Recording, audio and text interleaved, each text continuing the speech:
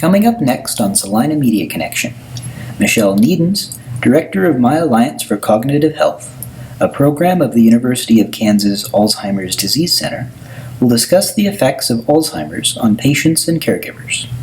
Niedens provided this presentation Tuesday, September 17, 2019, at Tony's Pizza Event Center during the 2019 Sunflower Fair, organized by the North Central Flint Hills Area Agency on Aging.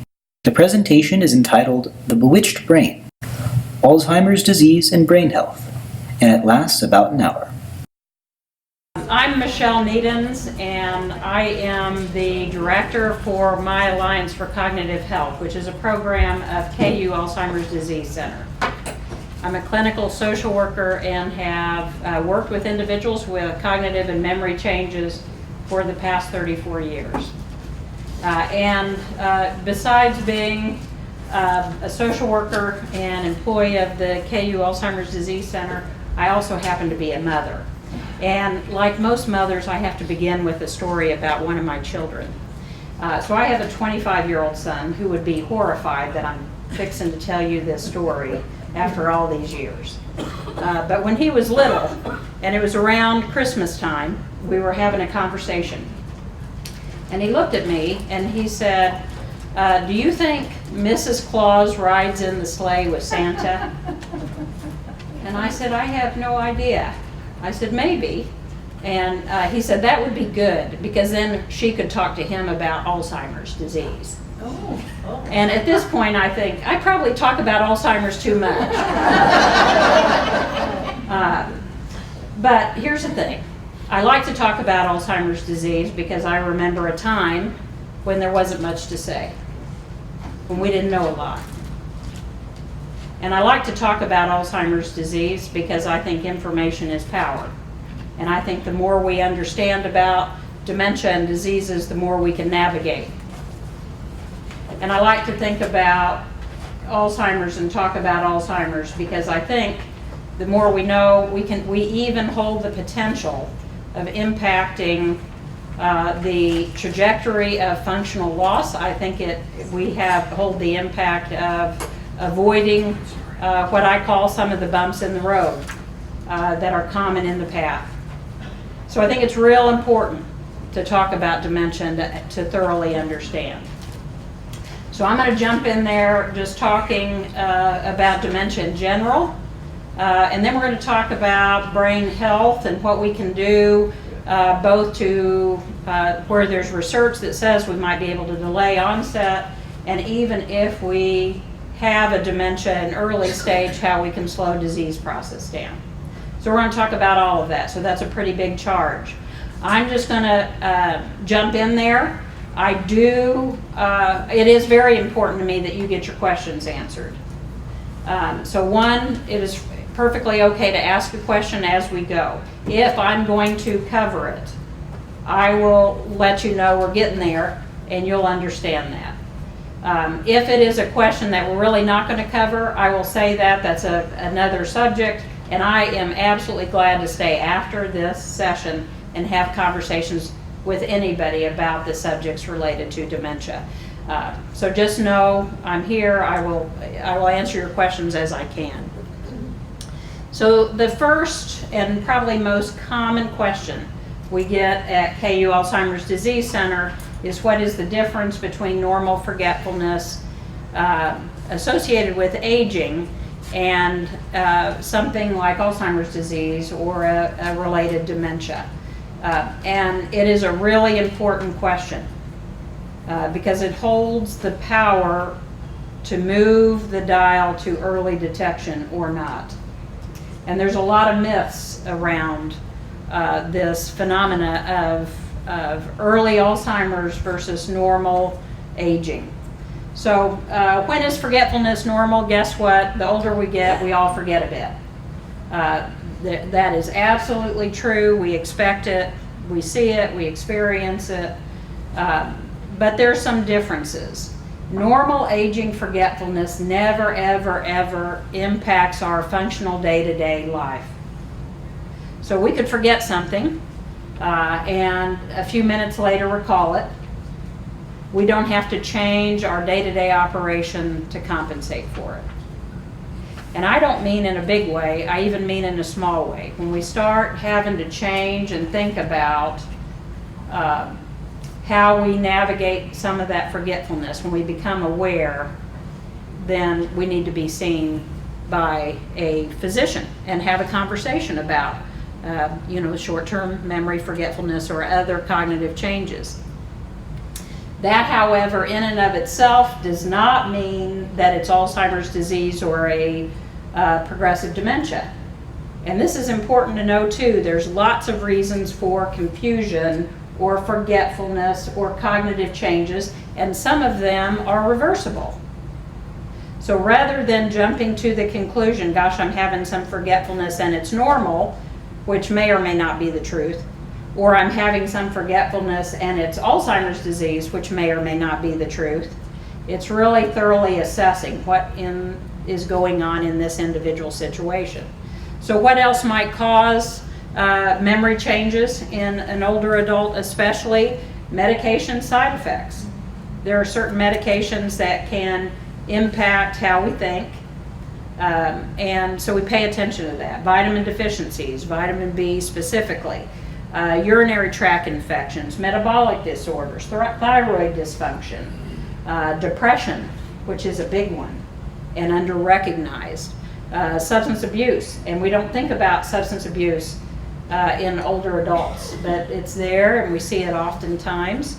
And it can happen for a variety of reasons. And then there's other things such as brain tumors or other vascular kinds of implications. So there's lots of potential reasons for why memory changes occur in older adults. And we need to be thorough in figuring out what those causes are. Sometimes we see more than one thing at a time.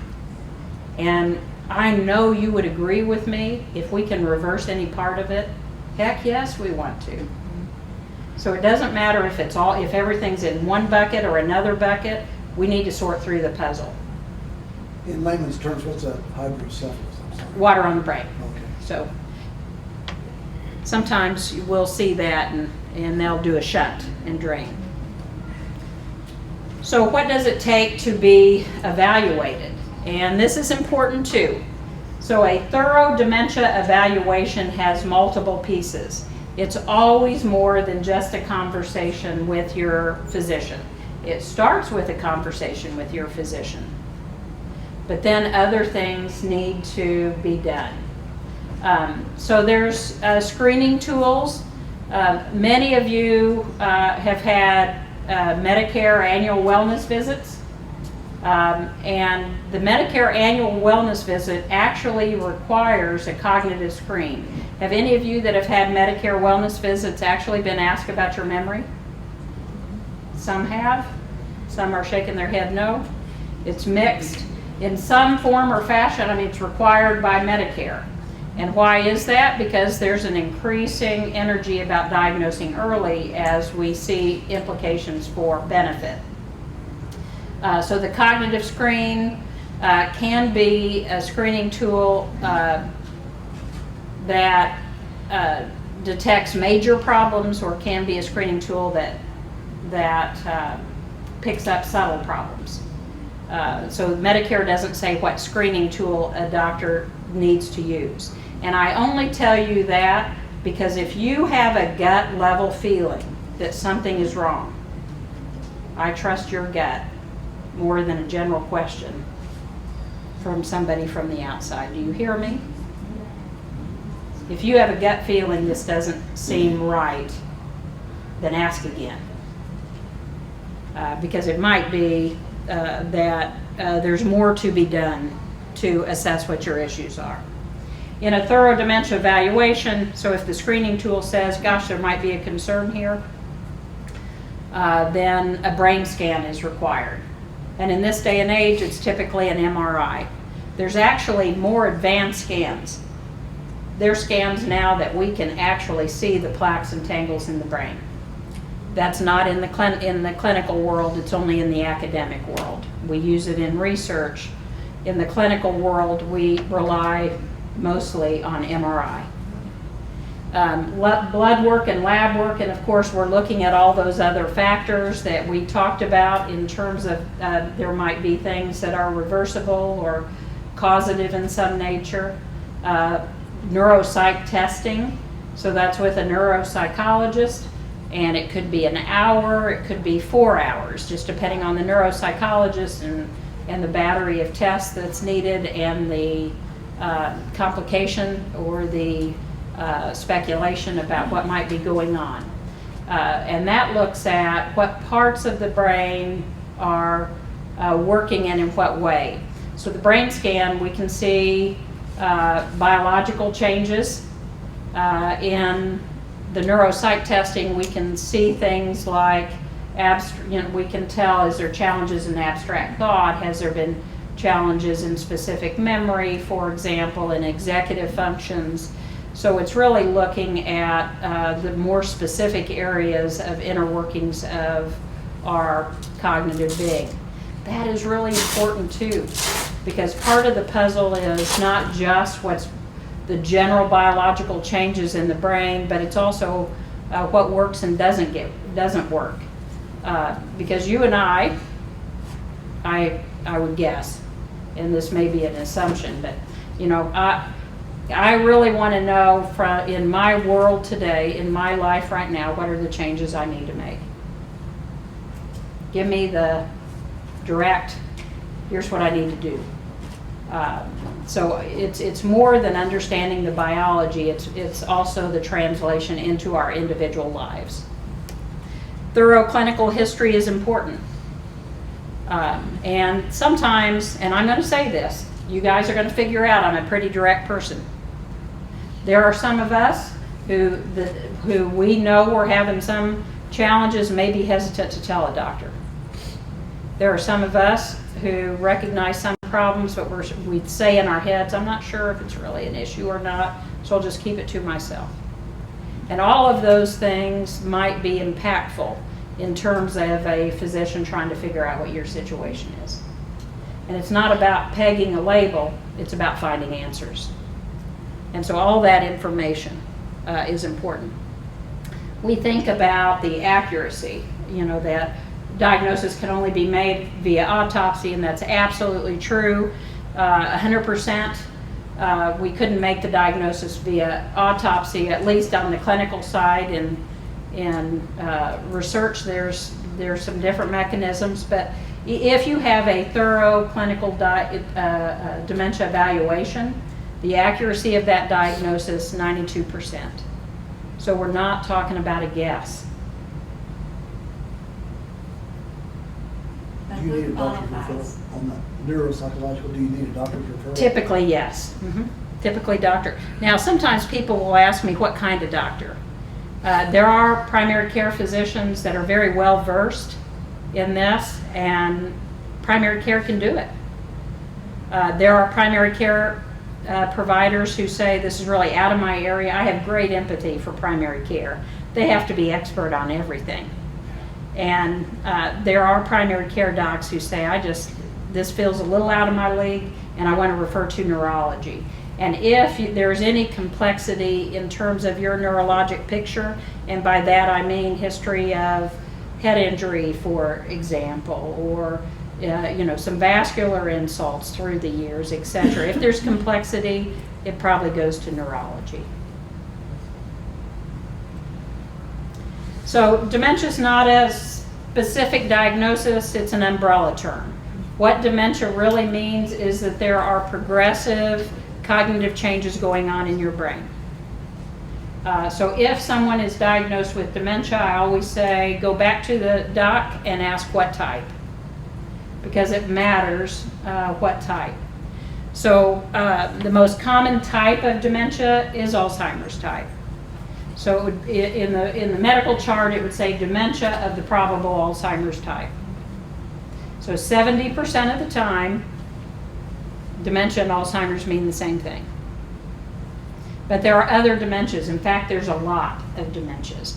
I have up here 4. We call them the big 4 because they're the most common, but there are lots and lots of dementias. So second would be a tie between Lewy body dementia and vascular dementia. So there's a couple types of vascular dementia. The most common type is mini strokes to the brain, TIAs. Not one, not two, but a series of those TIAs will provoke cognitive changes. And important to know, is it vascular, is it Alzheimer's, and we'll talk about that in a minute. The other type of vascular dementia might be what we all used to call hardening of the arteries. In fact, everything used to be called hardening of the arteries. So there's different vascular influences in terms of cognitive being. The important thing to know with vascular dementia is it looks kind of like a stair step. So Alzheimer's is very, very, very, very slow, and then about mid-stage picks up speed. But vascular is this stair step. Can we see the stair step pattern in Alzheimer's disease? Yes. But if we do, there's a reason for it.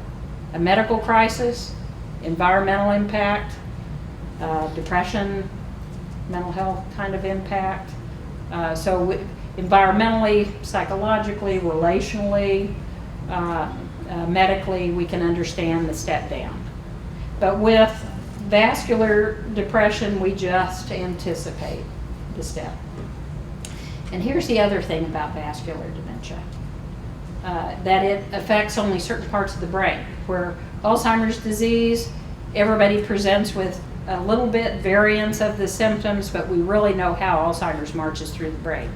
Fairly predictable disease, at least biologically. Vascular, I call it the loose cannon of all the dementias. We can't tell where the damage is in the brain. So the damage actually might not be in the place of short-term memory. It might be in decision making. So you see this inconsistency to their presentation. And those of you who are family members might say to yourself, gosh, he's doing so good in all these areas, I must be seeing things wrong. You know, that it must be me, I'm the loopy one, I'm just not seeing this. And I've heard families say that to me 1,000,000 times in my career. That I thought I was just not seeing it right because they're so good. And the more challenging is, I think they're manipulating. I think they're just pulling my leg for some agenda. Nope. It's just that vascular dementia hits in specific parts of the brain. Lewy body dementia is a hybrid of Parkinson's. Pure Parkinson's affects your physical being first. Late in the game, it affects your cognitive being. Alzheimer's exactly the opposite. Hits your cognitive being first. Late in the game, it affects physical being. Lewy body is simultaneous. So we see some Parkinsonian physical symptoms, and in Michelle terminology, I call it increased clumsiness. You'll see people just get more unsettled, and they'll talk about being more clumsy or falling. At the same time, we're seeing some cognitive implications. So what is the difference between Lewy body and Parkinson's with your body, the way you lose your function? So it's kind of like a double whammy. So you have, in Parkinson's, it doesn't affect our thinking until late in the game. It's all about physicality.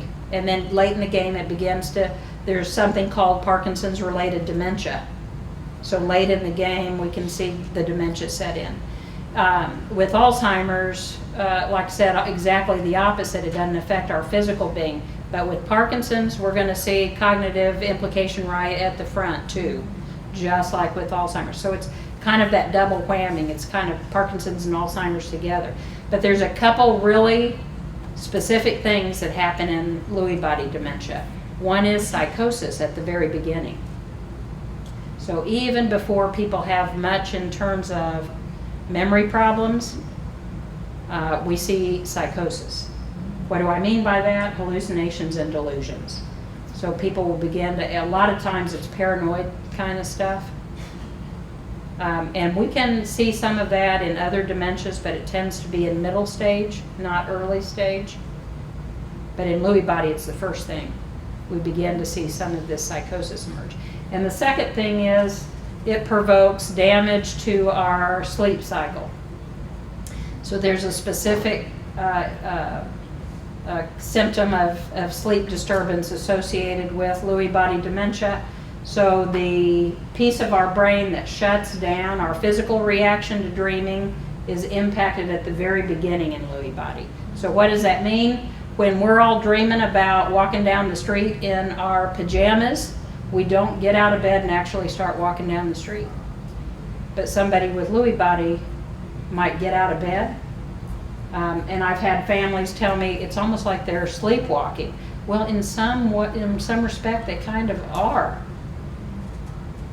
You know, they can't tell dreams from reality. There's some truth to that. Spouses will say, I had to change bedrooms because they're thrashing around. You know, that their dreams become more animated. So there's some specific features. Vascular dementia, in terms of prognosis, I can't tell you. It really depends on the severity of the vascular issues and what's going on. Lewy body is a very long disease too. Not as long as Alzheimer's disease. Why? Because prognosis is often dictated by the physical implications. And with Lewy body, people are going to become more immobile sooner than in Alzheimer's disease. Not soon, but sooner. And then lastly is frontal temporal dementia, what we call FTD. Guess what? 2 types. 90% of the time it's the behavioral variant. So what happens in FTD is there's personality changes and judgment errors from the very beginning, and their memory is not affected at the beginning. They can remember all kinds of stuff. And that's really important to note, that dementia is not just a memory disease, it is a brain disease. So different dementias can hit and implicate different parts of the brain. It tends to, FTD typically afflicts people younger. So we see people in their 50s. With FTD, it moves quicker. The more rare variety of FTD is what we call the speech variant. So it affects speech at the very beginning, along with those other pieces. So they lose speech pretty quickly, even when memory and those things are intact. Is that the one that would be like considered social behavior? Yeah, in terms of the behavioral variant, yeah, the filter between thought and action decimated. Well, or they'll say things that are totally inappropriate. Yep, or spend a lot of money. Now, people with Alzheimer's can do those things, but again, that's a middle stage function. In the middle stage of Alzheimer's disease, it impacts the frontal lobe. We'll talk about that. But in FTD, it is affected first. So they're 55 years old and they appear fine. They can tell you everything you want to ask in terms of memory, and yet they're doing all kinds of erratic things. And I've seen a lot of, could be spending all over the internet.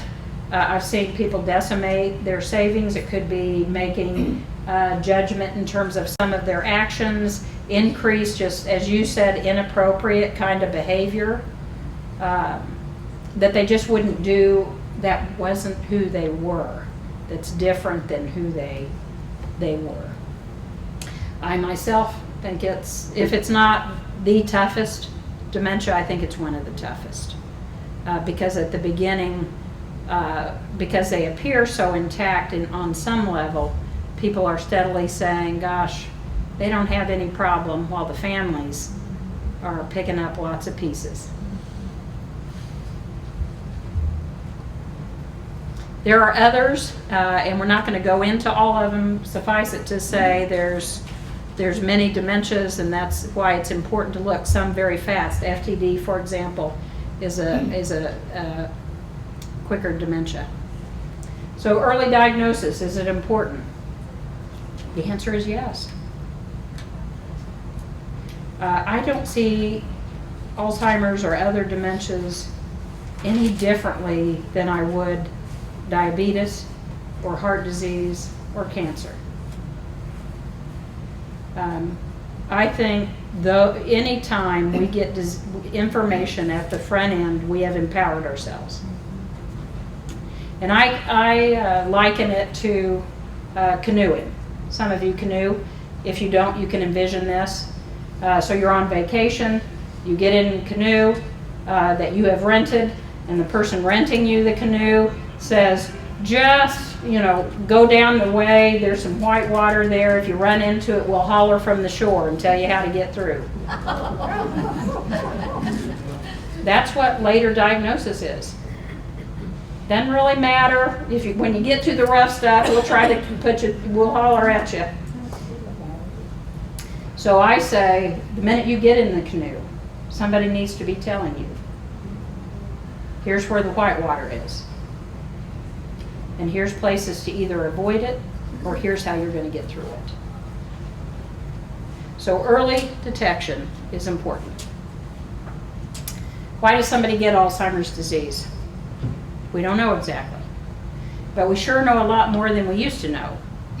Family history plays a role.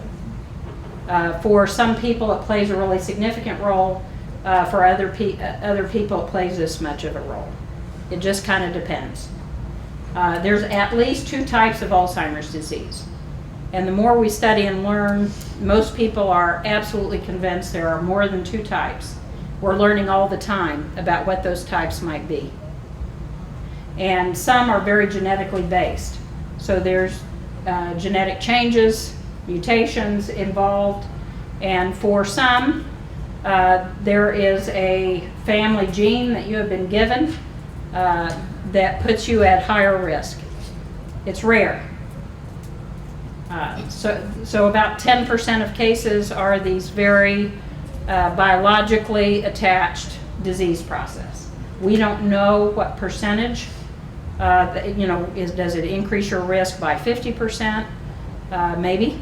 Does it increase your risk by 30%? Maybe. But it also is over the course of time. So does it mean 50% by the time you're 90, 50% higher risk or younger? So there's a lot we don't know. What we do know is even with that familial variety, it's not 100%.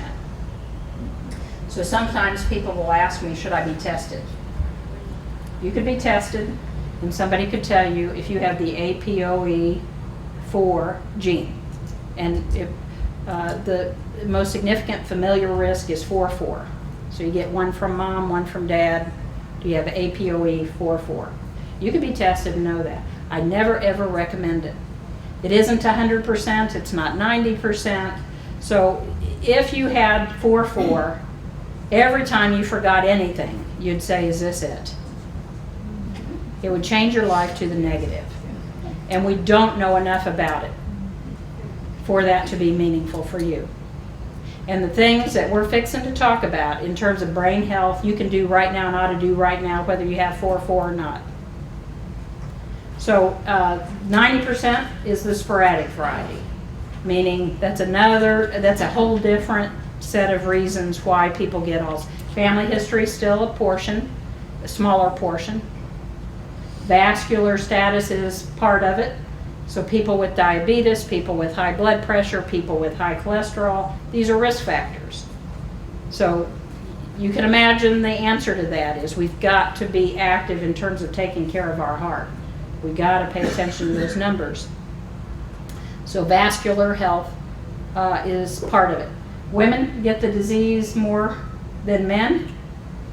We don't understand that fully, but believe it may be related to estrogen, which can be a protector in some way. A person with Down syndrome has a chromosomal link, and the risk of having Alzheimer's disease at younger ages, if you're Down syndrome, is very high. So ranges from 70 to 90% by the time you're 50. So individuals with Down syndrome we pay close attention to. People that have had head injuries, increased risk. People that have suffered lifelong with depression, increased risk. And I don't mean a period of time that was tough, and I don't mean a major episode or two, but people that persistently struggle with major depression or low levels of dysphoria are at a bit of a higher risk. And then, of course, there's this phenomena of crossing. So if you have vascular dementia, you're at higher risk for Alzheimer's dementia. If you have Parkinson's dementia, you're at higher risk for Alzheimer's dementia. So there's many instances in which we call mixed dementia. So early stage begins in the part of the brain where short-term memory live. That doesn't surprise any of you. So all we see in early Alzheimer's disease is subtle short-term forgetfulness. And guess what? That's where it kind of stays for a long period of time. And to me, that's good news. Because short-term memory, we can figure out a whole bunch of compensatory skills to manage, right? Any of you note takers?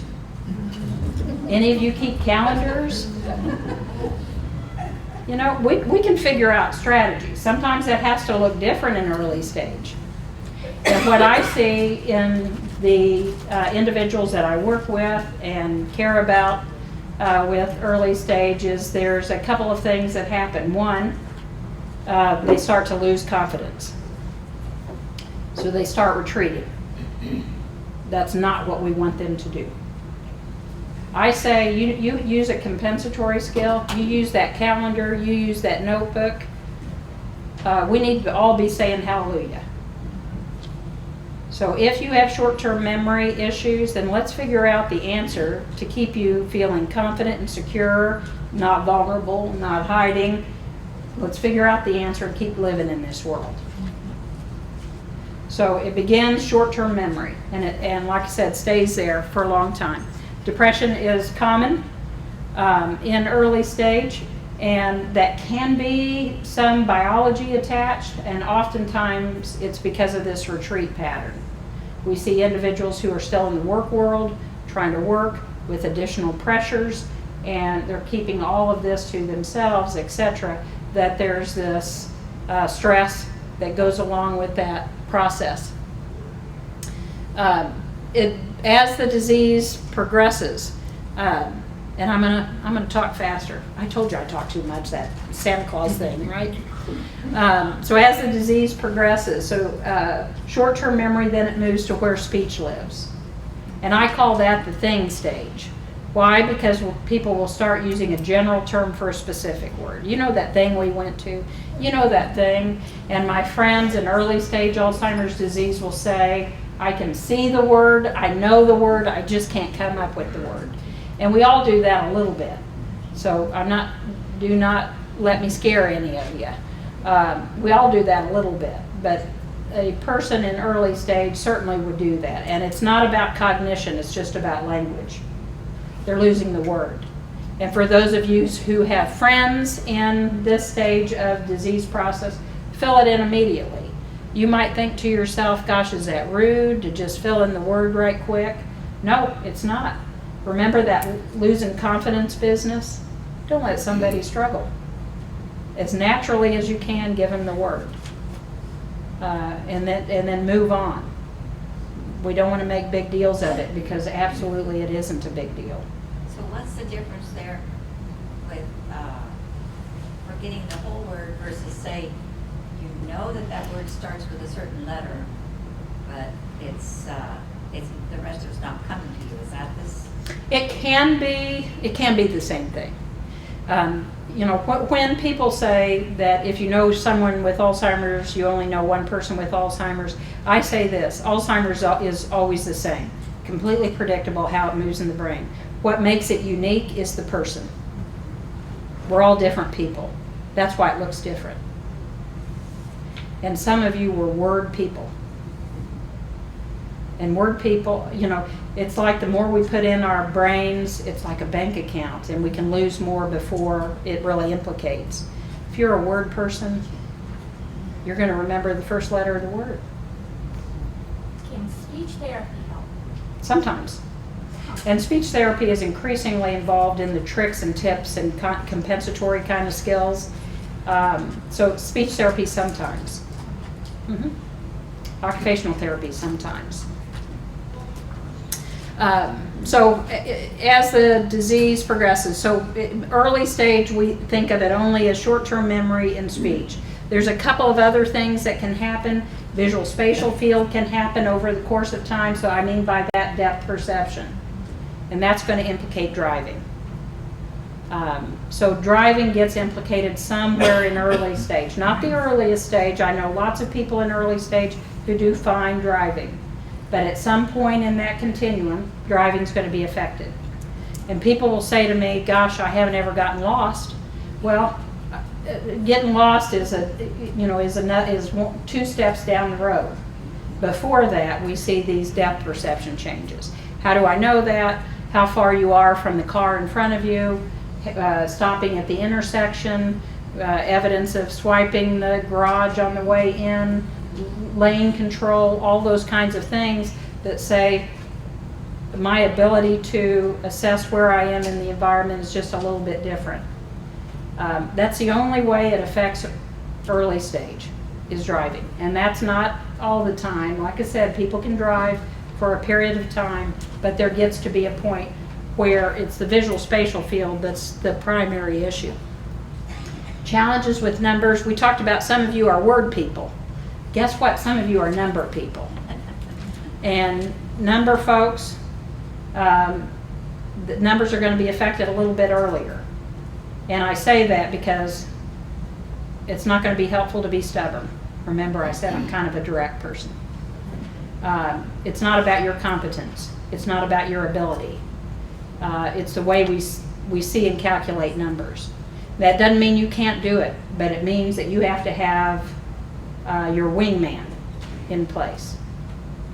So if you've handled all the family budget early on, you just make sure your spouse, your adult child, somebody can be your wingman. By that I mean just double check once in a while so that you stay safe and secure in what you're doing.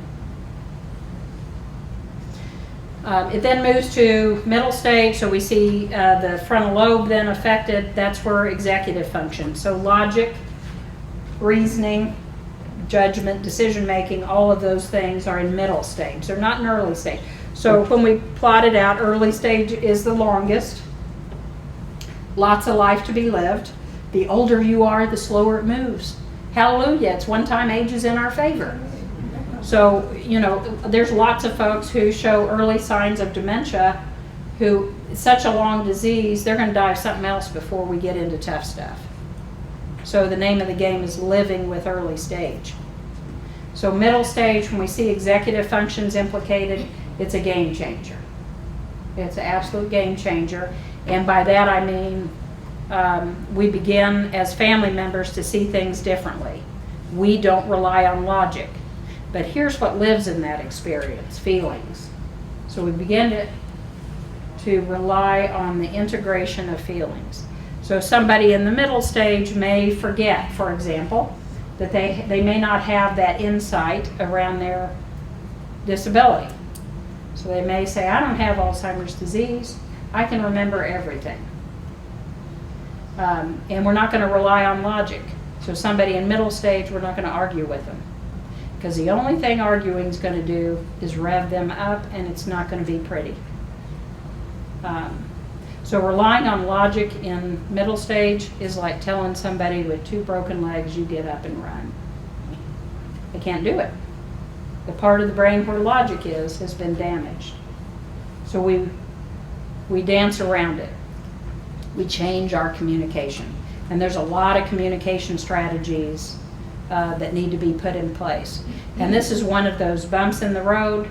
There's lots of beautiful things that can happen in middle stage. Relationships can deepen. There can be some special moments. But when we get in the canoe, we need to know some of that stuff so we can avoid some of that white water. Depression, by the way, the risk of depression increases in middle stage. So people with middle stage dementia have a very high risk of having some level of depression. In fact, some literature says 72%. And it's not going to look like sadness, it's going to look like anxiety. And it's going to look like agitation. It's going to look like resistance. It's going to look like hatefulness. That's not who they are. That's about depression. So the people who say, where do we go? What do we do? And the constant questions, the folks who can't let you, the caregiver, out of their sight, or the anxiety increases. These are people likely with depression that should be treated.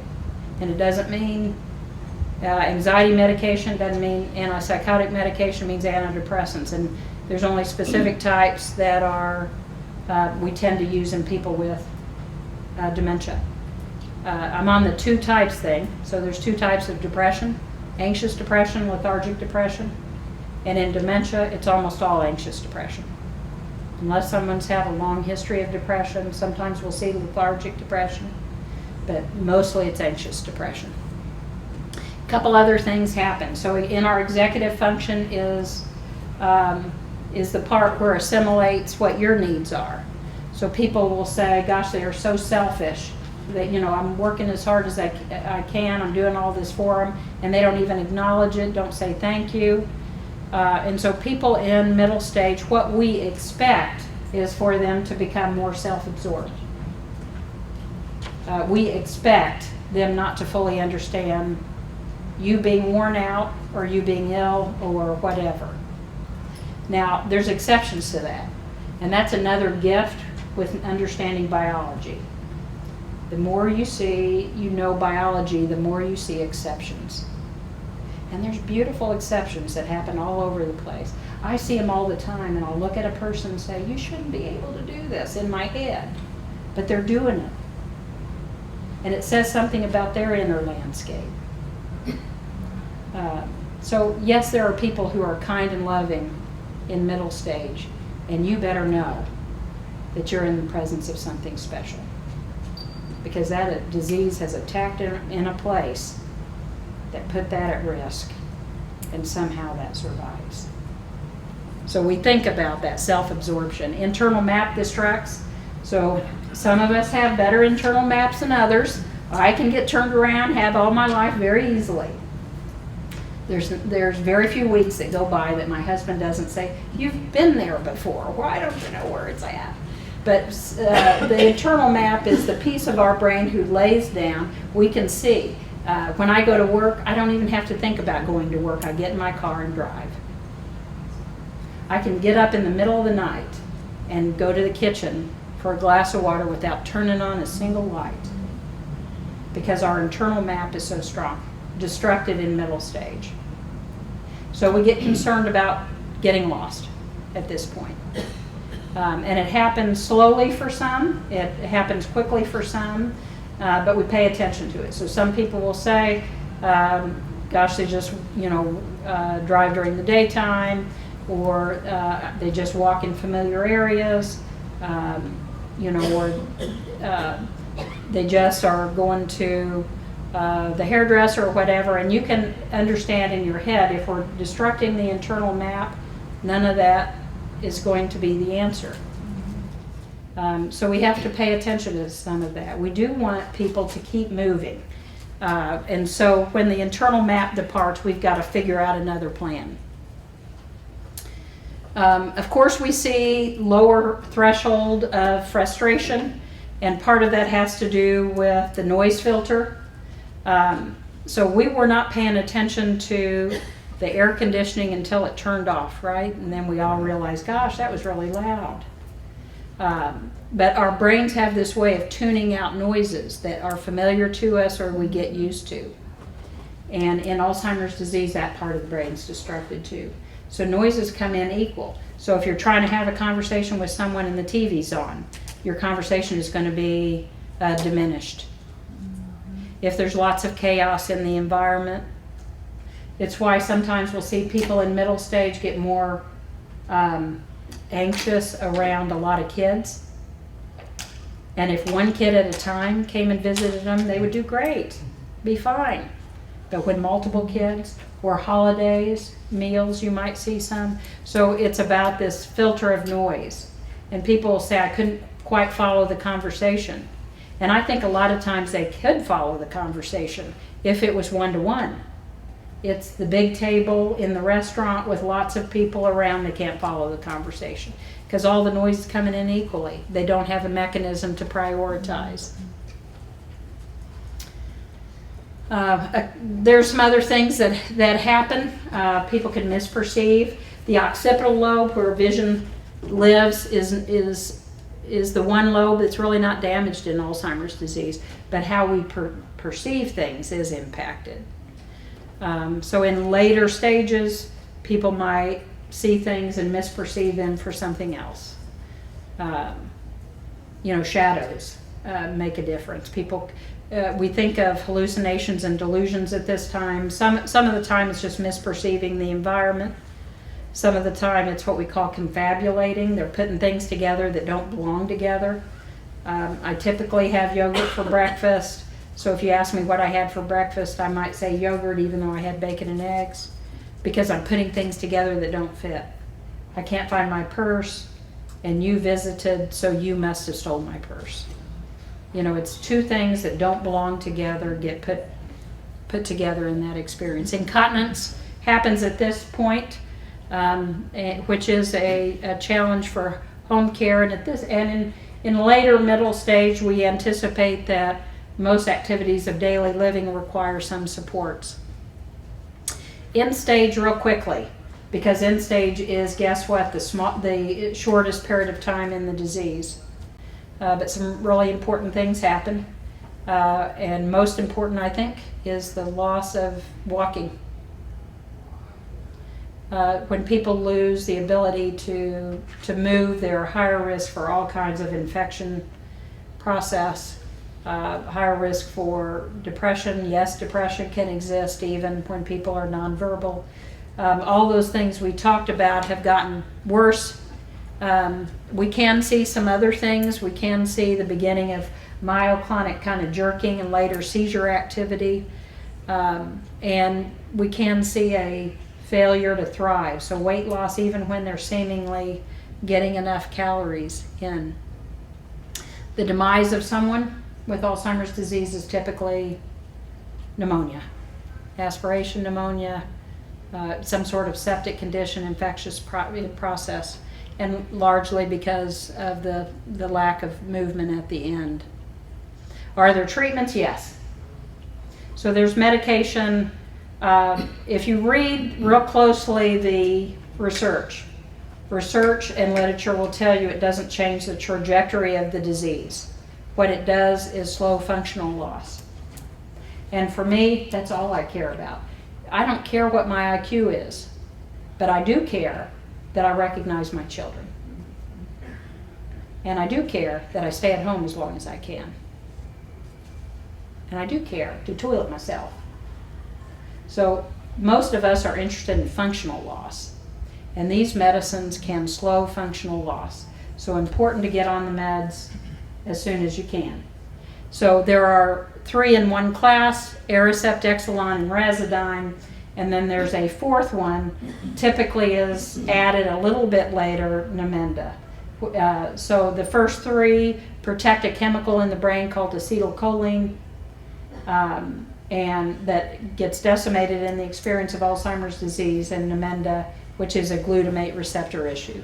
So you end up taking one of the first 3 and Namenda. And of course managing psychiatric complications, and primarily that means depression.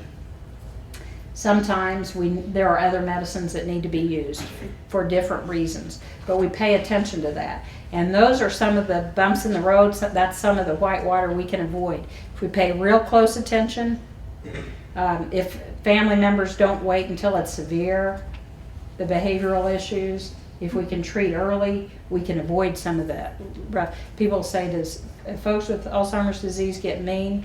No, people with Alzheimer's disease are higher risk of being depressed.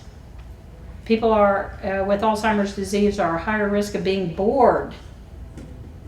They need meaningful activity. So there's a whole bunch of things that we can stay out of the complicating behavioral kinds of stuff. So caring for your brain. So this is true for everybody in this room. And it's certainly true as well for people that are diagnosed. What is it that we can do to take care of our brains? There is increasing body of research that looks at what some consider lifestyle kinds of issues and how we can impact brain function. And first and foremost is exercise. Now, we don't know exactly the dose. Some of the neurologists that are studying this would tell you 30 minutes, 3 or 4 times a week is important. But what it really doesn't matter how much or how long, it just matters that it's going on. It can be walking. It doesn't have to be aerobic necessarily. If it's aerobic, that's great, but it can happen through walking and other things. So stay moving and understand, even if you have some sort of compromised physical ability, you can't walk, there are lots of exercises that can be done in all kinds of physical capacity. And the more you do, the better off for your brain. And a whole bunch of other things, by the way. Heart healthy diet. I'm never going to give up my chai tea, I'm just telling you that right now. And there's a whole bunch of milk in there, and there's a whole bunch of sugar in there, I'm just telling you. However, I try to eat as best I can, and we all should be doing that. So if there's things that you love, I'm not saying give up everything, I'm not saying be obsessive about your diet, but I am saying eat as best you can a heart healthy diet. There's studies going on about the Mediterranean diet, which there seems to be some evidence to that. There's a study we're doing at KU on the ketogenic diet, which is pretty severe. We're not recommending that, but they're beginning to study what that might tell us about diet and the mind. Quality of sleep. So if you are having sleep issues, process with someone. Doc, try different things because good sleep is important. Emotional health. It's not just individuals with Alzheimer's disease that are at risk of depression. Lots of people have depression. Treat it. It doesn't do you any good at all suffering with depression. So it's a treatable phenomena. Get it treated. And then new learning. Some of you have read things about crossword puzzles, for example, and brain health. It's really about new learning, challenging your mind. So I don't get stuck on the crossword puzzles thing. Some of you might be doing luminosity or some of the online thing. There hasn't been much research on specific brain exercise programs, with the exception of Brain HQ. There's been a pretty good study on, so Brain HQ is similar to luminosity. It has a free version. I think luminosity does too. But what Brain HQ does is have some visual spatial exercises, and that seems to be meaningful. Stay in the world, stay social. Our brains work differently when we're talking to strangers than when we're talking to family members. Our families know all our stories. You live with someone for a lot of years, whether it's your parent or your spouse or a close friend, you can read each other's mind before they even say anything. You can predict what they're going to say, you can anticipate what they're going to do. There's not much mental challenge in that. So stay connected to other people. Connect with your neighbors. Be out in your neighborhood. Do not be isolated. Join a group. Be active in a group. New learning, as I talked about, can be anything. But I caution this. If it's frustrating to you, stop it. If you're trying to do things that become frustrating, whether it be the computer program or something else, it's kind of like having a Diet Coke and a donut at the same time.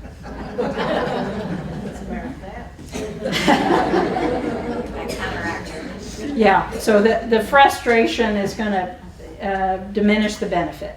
So do the things that are fun. Don't have high expectations here's the high expectation I want for you to have. That life is worth living and there's a lot of good life to be lived still.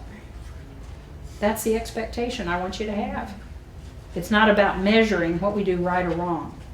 It's about staying in this world and being joyful in this world. One final thing. So some of you know about KU. Part of the value of being diagnosed early is that you can make choices. You can make choices to take what is that you struggle with and use it for the greater good. Maybe that's telling people around you, so that if you have Alzheimer's disease or mild cognitive impairment and you tell other people, they say, wow, she has it or he has it. So if they can do it, it must be okay. I can talk about it too. That it opens the gate. It gives people permission. It's destigmatizes when we all talk about it. So I think that's useful. I think there's a lot of preparation and grace that we give grandchildren and young people when we talk about it. They can understand it, not afraid of it. So there's a lot, I think volunteering, I think advocacy, all those things are ways we can use what's wrong with us for the greater good, the strongest coping strategy on this planet. And the other way we can help other people is through research. All kinds of research is going on. In this area, the premier research opportunities exist at KU Alzheimer's Disease Center. And I say that because we're one of 31 NIH recognized Alzheimer's disease centers. There's only 31. They don't add any. If another university wants to be an ADC, they got to kick somebody out. Finite set. And they're supported and they collaborate, they work together. And so there's lots of studies being done at KU. They happen on 3 different levels. Observational. So some of the studies are just observing cognitively intact individuals to see how normal brain health goes. So it's not all about individuals with the disease. Lots of the studies use people who are cognitively completely intact. There's studies on lifestyle, all the research diet studies that go on, and there's a number. And then there's treatment trials, new medicine that they're studying to see if it helps. So if you're ever interested, I've got some of the research information up on the table. If you have someone you care about that has middle stage Alzheimer's disease or another type of dementia, we also partner with OCCK here in Salina to provide a program called Reducing Disability in Alzheimer's Disease. And it's a 12-module program where a social worker comes in the home and works on behavioral concerns at the same time working to increase physical activity. Physical activity is important. So if it's a free program funded by the ACL, which I think you're fixing to hear somebody from the ACL here shortly. So free program, there's information about RDAD, and in this area it would be a provider through OCCK. If there are questions and concerns, 3 minutes over, that's better than I thought I was going to do. Please holler at me. I'll take a question or two and then I'll just stay if other people have questions. Yes, and then yes. I have an announcement Okay. before people start leaving, in case somebody does. They're having problems with the elevator, so they're putting about 3 people on the elevator at a time. So if you have trouble standing, you might sit for a few minutes and let some other people clear out before you go. Okay. Good to know. Or people on a vegetarian diet, less likely or lower risk, people that are meat eaters. Well, some. You can be vegetarian and eat poorly. So it's really about heart healthy. It depends. A person that's really paying attention to fruits and vegetables and getting appropriate proteins and etc. If they've reduced what we consider the lifestyle risks. Yes. I'm wondering about why we don't do more in the dementia units in a nursing home.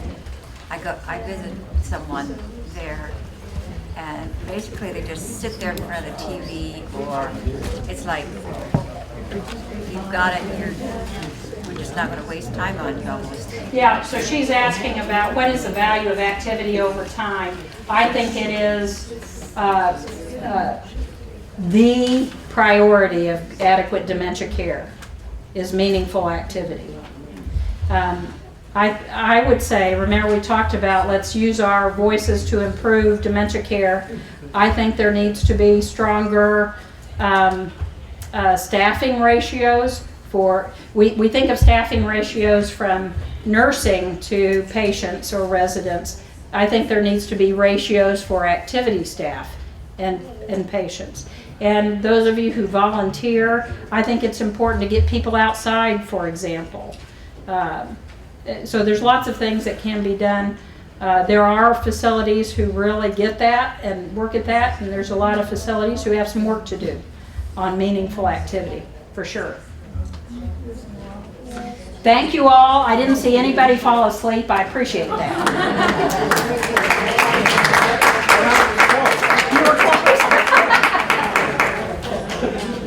That was a presentation by Michelle Niedens, Director of My Alliance for Cognitive Health, about the impact of Alzheimer's on patients and caregivers. You're watching Salina Media Connection.